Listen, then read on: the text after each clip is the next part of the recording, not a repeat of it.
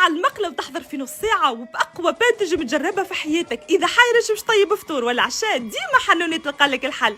البات خفيفة بنينة لازم تجربوها. أي طبة طريقة للبات نستحقوا 4 كيسان ديوراليكس حليب دافي، نزيدوا عليهم باكو خميرة متاع خبز، مغرفة كبيرة سكر مش مليانة، نخطوا المكونات، زيد عليهم 3 مغارف كبار زيت، الفرينة راهو بالعين تبدا تزيد بشوية مع مغرفة صغيرة ملح حتى لين تحصلوا على عجينة تبدا سوب. نعجنها بالباء ونخليها ترتاح مينيموم نصيف ساعة ونتعدى ونحضروا الصوص.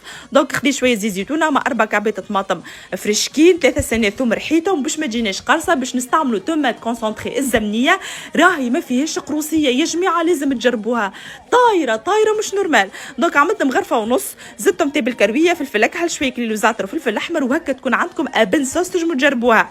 دونك البات نتاعي سي بون خمرت، حليتها تو بشوية فرينة، البات تبدا جويدة شوية، هذه اهم حاجة. نرمي على المقلة ديكو تحمر وانا ندورها.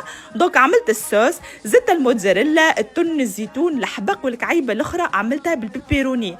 ويا جماعة شو باش نحكي لكم عليك البنة، قد ما نقول لكم البات خفيفة هيك الصوص بنينة بالحق من لازمنية. ان شاء الله يا ربي تكون عجبتكم الفكرة وان شاء الله تجربوها، وملتقانا ان شاء الله في روسات اخرى، وباي باي.